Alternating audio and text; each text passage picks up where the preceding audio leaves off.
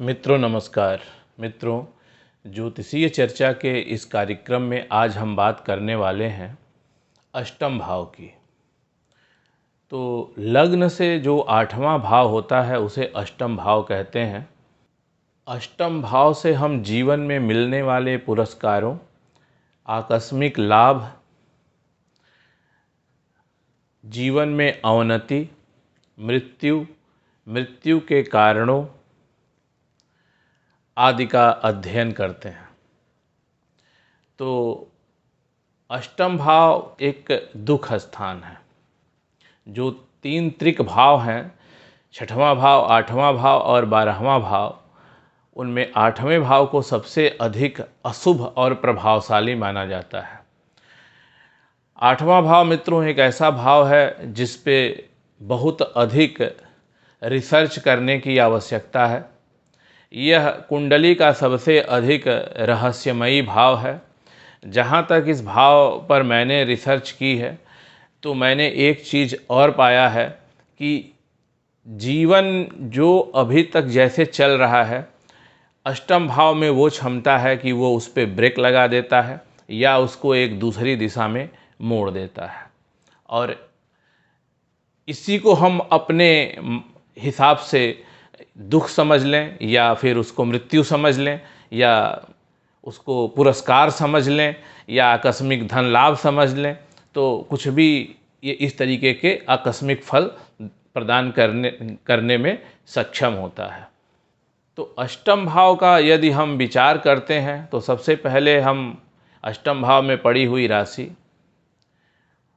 अष्टमेश की स्थिति, अष्टम भाव में जो पड़े हुए ग्रह हैं, अष्टम भाव के ऊपर पड़ी हुई ग्रहों की दृष्टि, अष्टमेश के ऊपर पड़ी हुई ग्रहों की दृष्टि, आयु कारक ग्रह शनि और बृहस्पति की कुंडली में स्थिति, और इसके अलावा जो दूसरे 2 मारक भाव हैं, द्वितीय भाव और सप्तम भाव, और उनके स्वामियों की स्थिति का आकलन करना बहुत ही ज़रूरी है। तभी हम ठीक आकलन करने में सफल होते हैं। तो मित्रों, अष्टम भाव में यदि राजसिक ग्रह या उनसे संबंधित राशियां पड़ जाती हैं तो जातक को विशेष रूप से कष्ट उठाना पड़ जाता है। राजसिक ग्रहों में बेसिकली 3 ग्रह हैं, जिसमें से मंगल, शुक्र और बुध है। तो मंगल की जो राशि है मेष और वृश्चिक, और शुक्र की राशि है तुला और वृष। तो ये राशियां अगर पड़ जाती हैं अष्टम भाव में, या ये शुक्र और मंगल यहाँ पे बैठ जाते हैं, तो जातक को विशेष कष्ट उठाना पड़ता है। क्योंकि जो ये राजसिक ग्रह हैं, इनको अपने हिसाब से जीवन जीना बहुत पसंद है। अगर जातक की कुंडली में ये यहाँ पे बैठ जाते हैं तो जातक थोड़ा भी कॉम्प्रोमाइज़ नहीं कर पाता है। अचानक से उसके जीवन में जो उतार चढ़ाव आते हैं वो उसको बहुत ही अधिक पेनफुल या पीड़ा देने वाले बन जाते हैं। तो इसलिए ऐसे जातकों को बहुत अधिक कष्ट का अनुभव होता है। बुध भी एक राजसिक ग्रह है, और बुध से संबंधित जो राशि है कन्या और मिथुन, अगर वो यहाँ पड़ जाती हैं तो उनको विशेष कष्ट का अनुभव इसलिए नहीं होता क्योंकि जो बुध ग्रह है वह कॉम्प्रोमाइज़ करने में या परिस्थिति के अनुकूल अपने आप को ढालने में बहुत ही अधिक सक्षम है। तो जिन जातकों की कुंडली में यहाँ पे बुध विराजमान होता है, तो ऐसे जातक परिस्थितियों के अनुसार ही अपने आप को ढाल लेते हैं और कोई रास्ता निकाल लेते हैं।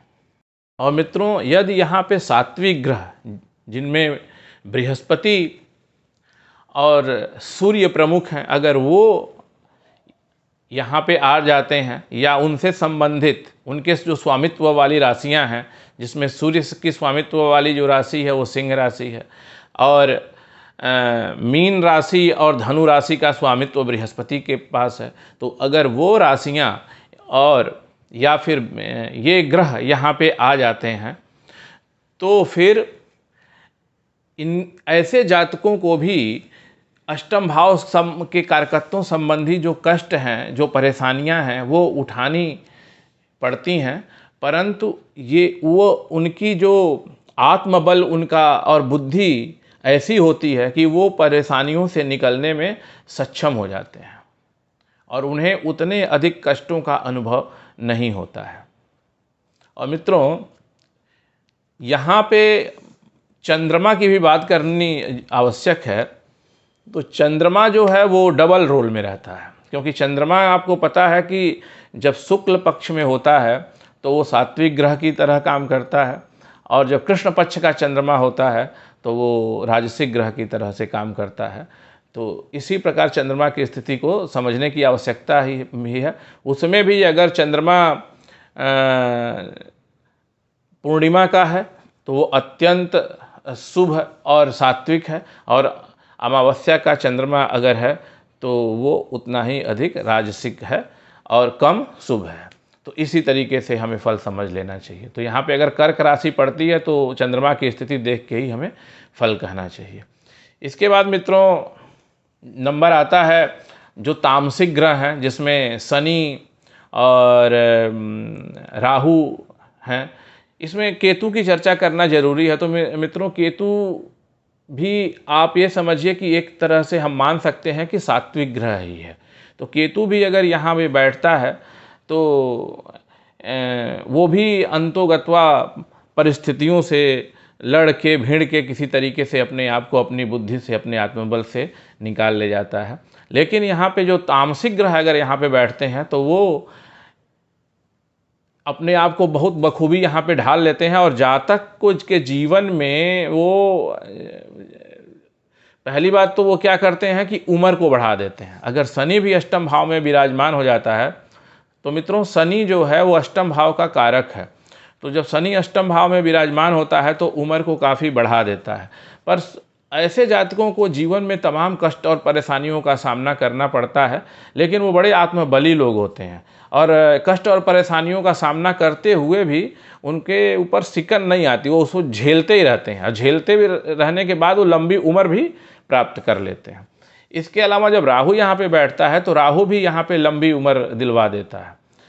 तो मित्रों, यहाँ पे आपको एक मोटा ब्यौरा मिल गया है, लेकिन अब यहाँ पे एक बात का ध्यान रखना आपको बहुत आवश्यक है कि अगर कोई ग्रह स्वराशि में अष्टम भाव में बैठ जाता है तो फिर वो विपरीत राजयोग बना देता है। तो उसको तमाम कष्ट परेशानियां तो झेलनी पड़ती हैं, लेकिन फिर अंतोगत्वा वो इन परेशानियों से निखर कर मोती की तरह से चमकता है, और उससे बहुत अच्छे जीवन में उच्च पद या फिर उसे यश, कीर्ति, धन, संपन्नता सब कुछ प्राप्त हो जाती है। तो अगर आठवां भाव का स्वामी आठवें भाव में ही बैठ गया है तो वो थोड़े समय के बाद ही विपरीत राजयोग का फल उसे मिलने लगता है। परंतु यहाँ पे एक बात का ध्यान रखना मित्रों बहुत ही महत्वपूर्ण है कि हमें ये जरूर देख लेना चाहिए कि ग्रह की डिग्री क्या है। ग्रह अगर 5 से 25 डिग्री के बीच में बैठा हुआ है तभी हमें इस तरह से अच्छे फल मिलते हैं विपरीत राजयोग के, अदरवाइज वो फल कभी कभी नहीं मिलते, क्योंकि ग्रह भाव मध्य में नहीं होने के कारण किसी और ग्रह का फल देने लगता है, किसी और भाव का फल देने लगता है। इसके अलावा मित्रों, अगर अष्टमेश दूसरे त्रिक भाव में, छठवें भाव में या 12वें भाव में बैठ जाता है तब भी विपरीत राजयोग का निर्माण कर देता है। परंतु वहाँ भी ये फार्मूला जो मैंने डिग्री वाला आपको बताया है वहाँ भी अप्लाई करना जरूरी है। इसी प्रकार से जो विपरीत राजयोग बताए गए हैं उसमें ये त्रिक भावों के स्वामी अगर आपस में ही बैठ जाएं, जैसे छठवें भाव का स्वामी 8वें में बैठ जाए, छठवें भाव का स्वामी 12वें में बैठ जाए, या 12वें भाव का स्वामी 8वें में या 6वें में बैठ जाए, या 8वें भाव का स्वामी 6वें या 12वें में बैठ जाए, तो विपरीत राजयोग का निर्माण होता है, जिसमें शुरू में तो परेशानियां होती हैं लेकिन बाद में वो सारी परेशानियां समाप्त होके और जातक एकदम से सूरज की तरह से चमकता है। अष्टम भाव यदि बली है, यानी कि अष्टम भाव अष्टम में ही बैठा हुआ है, या वह शुभ ग्रहों से दृष्ट है या लग्नेश से दृष्ट है, तो ये जातक को कभी कभी बड़े अच्छे लाभ भी आकस्मिक लाभ भी करवा देता है। सट्टा लॉटरी से लाभ करवा देता है, सरकार से कोई पुरस्कार दिलवा देता है, कोई बड़ी नामी गिरामी हस्ती से पुरस्कृत करवा देता है, या फिर कोई ऐसे शोध कार्य में लग जाता है। 8वां भाव मित्रों शोध कार्यों का भी है। ऐसी ऐसी चीज़ों की जानकारी अष्टम भाव में से मिल जाती है कि जो जानकारियाँ किताबों में या कहीं अन्यत्र लिखी गई नहीं है, वो दुनिया के लिए एकदम नई हैं। तो ऐसी जानकारियाँ हमें अष्टम भाव दे देता है। तो कभी कभी जब अष्टम भाव मजबूत होता है तो ऐसे जातक ऐसी ऐसी साइंटिफिक जानकारियाँ या औषधि संबंधी जानकारियाँ या आध्यात्म संबंधी जानकारियाँ या पारलौकिक ज्ञान संबंधी जानकारियाँ, ऐसी ऐसी जानकारियाँ जुटा के ले आते हैं कि सब लोग आश्चर्य में पड़ जाते हैं और उसकी ख्याति प्रतिष्ठा में अचानक से बढ़ोतरी हो जाती है, उसको इनाम और पुरस्कार मिल जाते हैं। इसके अलावा यदि अष्टम भाव को लग्नेश देख रहा है या फिर शनि देख रहा है तो इसे आयु में वृद्धि का कारक माना जाता है कि आयु बढ़ रही है। तो मित्रों यहाँ पे हम क्या देख पा रहे हैं कि अष्टम भाव आयु को बढ़ा भी सकता है और अष्टम भाव आयु को घटा भी सकता है। तो अष्टम और अष्टमेश की स्थिति को देखना चाहिए, लेकिन इसके अलावा जो मारक भाव हैं, द्वितीय भाव और सप्तम भाव, उनके भी स्वामियों की स्थिति, साथ में आयु कारक ग्रह शनि की भी स्थिति देखना अत्यंत आवश्यक है। इसके अलावा यदि एकादश भाव में सूर्य बैठ जाता है तो भी आयु को बढ़ा देता है। और जैसा कि हम पहले की वीडियो में चर्चा करते रहे हैं कि अगर शुभ ग्रह बृहस्पति और शुक्र केंद्र में बली होकर बैठ जाते हैं तो 1000 दुर्गुणों को भी दूर कर देते हैं। तो अगर एक कोई 2 चीज़ें आपको कमी भी दिख रही है कुंडली में तो उसको इग्नोर कर देना चाहिए और यही फल होगा कि फिर सब कुछ ठीक ठाक होने वाला है। तो मानव को एक ना एक दिन तो संसार से जाना ही जाना है। ऐसा तो है नहीं कोई अमर होके आया है, परंतु एक होती है एक सामान्य उम्र। 70 साल से ऊपर अगर कोई जीता है, 80 साल, 90 साल, 95 साल, तो उसे हम ये कहते हैं कि अपनी वो प्राकृतिक मृत्यु को प्राप्त होगा। तो प्राकृतिक मृत्यु भी कैसे होगी, क्या उसका रीजन होगा, ये भी एक मोटी माटा बात हमें अष्टम भाव बता देता है। तो मित्रों जैसा आपको पता ही हो कि मृत्यु चाहे सामान्य हो या फिर अकाल मृत्यु हो, कोई न कोई कारण जरूर होता है। क्योंकि अगर कोई आज की डेट में कोई भी 100 साल का भी अगर व्यक्ति हॉस्पिटल में उसकी डेथ होती है तो डॉक्टर लोग उसका कोई मृत्यु का कोई कारण लिखते हैं। तो बिना कारण के तो मृत्यु हो ही नहीं सकती, वो चाहे हार्ट अटैक हो, चाहे कोई वायरल इन्फेक्शन हो, चाहे कोई मल्टीपल ऑर्गन फेलियर, कुछ भी हो सकता है। तो अगर मान लीजिए आपकी 8वें भाव में अग्नि तत्व की राशि है। अग्नि तत्व की राशि मतलब 1, 5 और 9 राशियाँ। 1 मतलब मेष राशि, 5 मतलब सिंह राशि और 9 मतलब धनु राशि। तो ऐसे केस में जातक हाई ब्लड प्रेशर की वजह से या फिर डिहाइड्रेशन की वजह से या फिर मल्टीपल ऑर्गन फेलियर की वजह से, इन सब कारणों से जातक की मृत्यु हो सकती है। और अगर अकाल मृत्यु अगर वो ऐसे जातकों की होती है तो जैसे कि मान लीजिए कि लू लगने से या फिर करंट लगने से या फिर आग में जल के मर जाने से, तो इस तरीके से भी मृत्यु अकाल मृत्यु के केस में जो नॉर्मल तरीके हैं उस तरीके से भी हो सकती है और ये भी तरीके आप एडिशनल जोड़ सकते हैं। यदि अष्टम भाव में मृदा तत्व की राशि है, पृथ्वी तत्व की राशि है, जैसे कि 2, 6 और 10। 2 मतलब वृष राशि, 6 मतलब कन्या राशि और 10 मतलब मकर राशि। तो ऐसी केस में जो जातक की प्राकृतिक मृत्यु होती है वो बैक्टीरिया या वायरस के इन्फेक्शन से इस तरीके से ज़्यादातर मृत्यु हो सकती है। इसके अलावा अगर अकाल मृत्यु की बात करें तो भूस्खलन से और पानी में बह जाने की वजह से, खान में काम करने से या फिर कहीं अचानक से कहीं ऊंचाई से नीचे छत वगैरह से गिर जाने की वजह से, एक्सीडेंट में कुचल जाने की वजह से अकाल मृत्यु हो सकती है।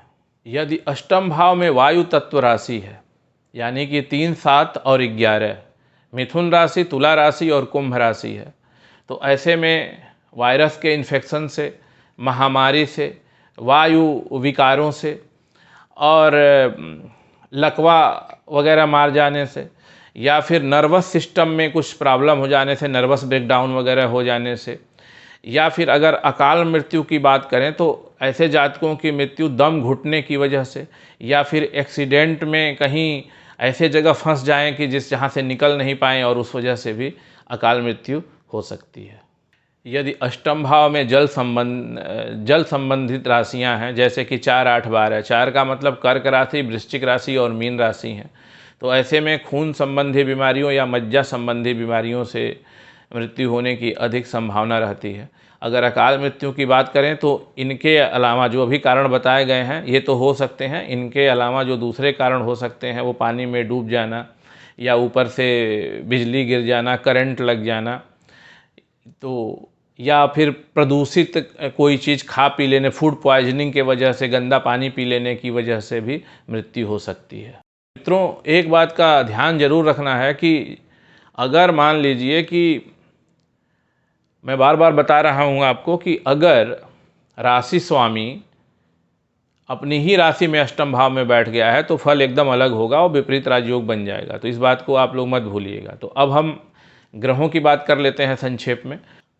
तो मित्रों, अगर मंगल 8वें भाव में बैठा हुआ है तो जातक चोट लगने से बहुत अधिक परेशान रहता है, बार बार उसे चोट लगती रहती है और बार बार उसे करंट वगैरह भी लगता रहता है, या फिर ऐसी चोट लग जाती है कि जैसे उसको थोड़ा बहुत ब्लड की हानि हो जाती है, कहीं गिर पड़ेगा चोट लग जाएगी, थोड़ा बहुत इधर उधर फूट टूट जाएगा, तो इस तरीके से उसे लगातार चोट वगैरह लगती रहती है।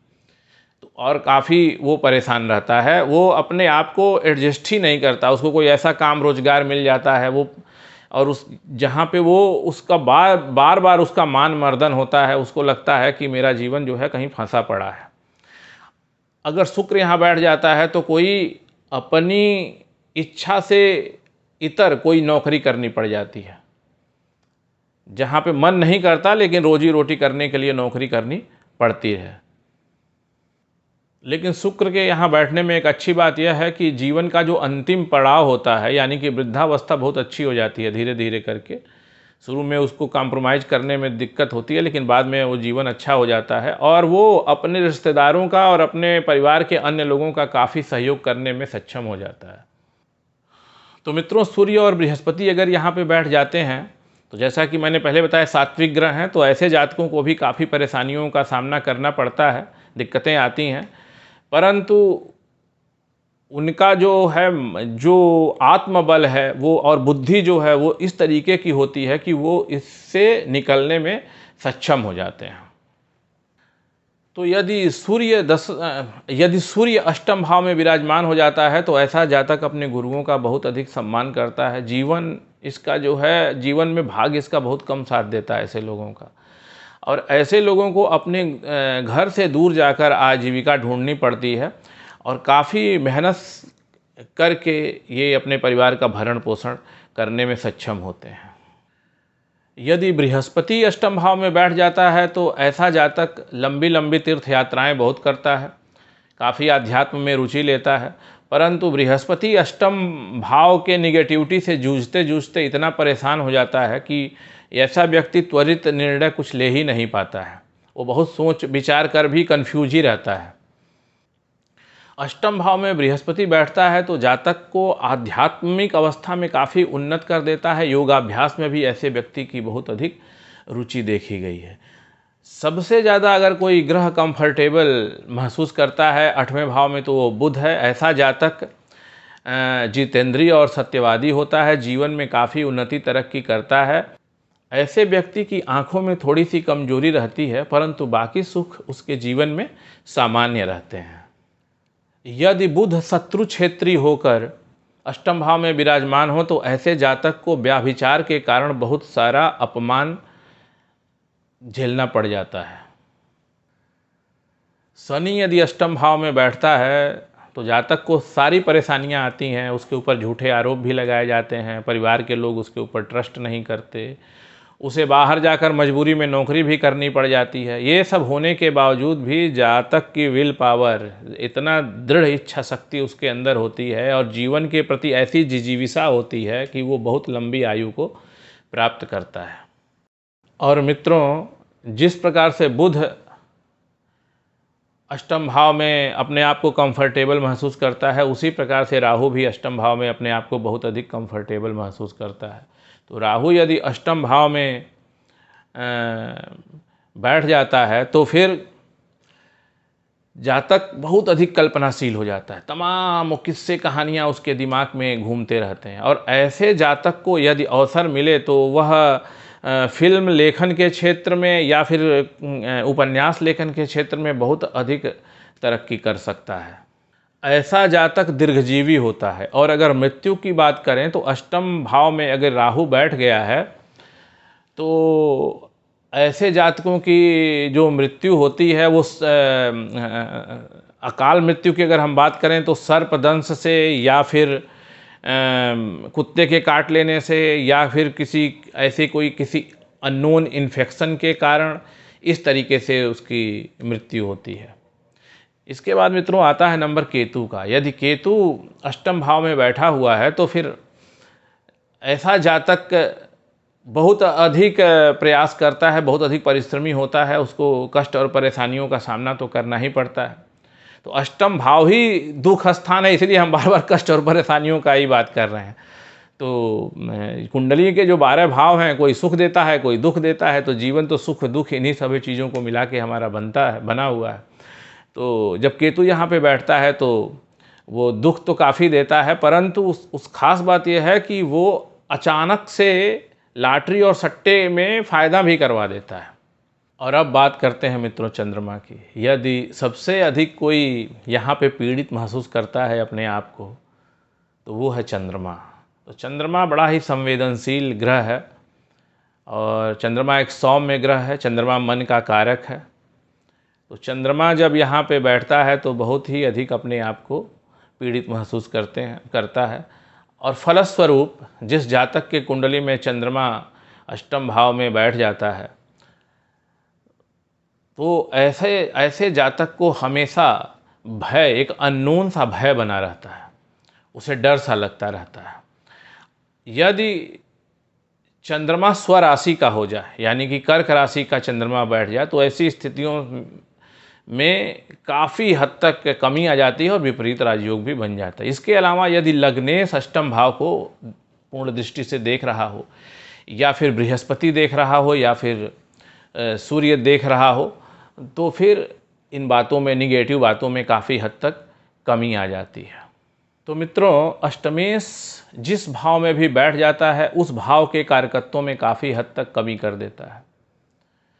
और उस भाव के स्वामी की अंतर्दशा या महादशा जब आती है तो चूँकि अष्टमेश वहाँ पे बैठा हुआ है तो जो उस भाव के कारकत्व हैं उनको उन्हीं कारकत्वों के कारण वो इंसान को दुख भोगने पड़ जाते हैं। उस पे काफ़ी या तो कमी कर देता है या कुछ ऐसा परिवर्तन हो जाता है कि जातक के जीवन में पूरी उथल पुथल आ जाती है। परंतु ये सब बातें एग्जैक्टली ऐसे ही नहीं होती जैसे मैं बता रहा हूँ और सबके साथ एक जैसी नहीं होती। तो इसमें भी हमें बहुत सी बातें देखनी होती हैं कि उस भाव पे शुभ ग्रहों की दृष्टि या फिर उस भाव के स्वामी का स्थिति क्या है। उदाहरण के लिए अगर मान लीजिए कि अष्टमेश दशम भाव में विराजमान हो गया और दशम भाव का स्वामी उच्च का होके कहीं लग्न या केंद्र में त्रिकोण में कहीं विराजमान हो गया है तो उसके जो निगेटिव फल हैं उसमें काफ़ी हद तक कमी आ जाएगी, परंतु फिर भी निगेटिव रहेगा, परंतु उस डिग्री तक का नहीं रहेगा। दूसरी बात यह है कभी कभी क्या होता है कि जैसे कि हमें पता है कि ग्रहों को बहुत सारे ग्रह ऐसे हैं जिनको कि 2 राशियों का स्वामित्व प्राप्त है। तो ऐसे केस में क्या होता है कि अगर वही ग्रह अष्टमेश भी है और वही ग्रह आपका पंचमेश भी है तो वो मिश्रित फल देता है। तो उसको इसी प्रकार से हमें आकलन करना चाहिए। अब उदाहरण के लिए मान लीजिए कि 8 और 9 भाव में मकर और कुंभ राशियाँ हैं, दोनों का स्वामित्व शनि के ही पास है। तो ऐसे केस में क्या होगा कि शनि अष्टमेश और नवमेश दोनों का फल देगा। तो जब शनि की महादशा अंतर्दशा आएगी तो थोड़े समय तक कष्ट होगा, लेकिन उसके बाद से उन सभी कष्टों में कमी होके और चीज़ें अनुकूल हो जाएंगी। तो इस तरीके के मिश्रित फल मिलने शुरू हो जाते हैं। मित्रों, ज्योतिष एक ऐसा विषय है कि कितनी भी चर्चा कर ली जाए, अंत में लगता है कि बहुत सी चीज़ें छूट गई। मैं इस बात को समझता हूँ, लेकिन मजबूरी ये है कि एक वीडियो में हम सारी चीज़ों को समाहित नहीं कर सकते। तो एक बार जब मैं आपको पूरा एक बेसिक ज्ञान की बात आपको बता चुका होऊंगा, तो उसके बाद मैं छोटी छोटी बातों को लेकर भी एक एक एपिसोड बनाना शुरू करूँगा, जिससे कि आपको किसी छोटे से टॉपिक की भी विस्तृत जानकारी मिले। तो मित्रों, अभी के लिए बस इतना ही। बहुत जल्दी ही मैं एक नए वीडियो के साथ आपके समक्ष पुनः उपस्थित हो जाऊंगा। तो अभी के लिए मुझे आज्ञा दीजिए। धन्यवाद।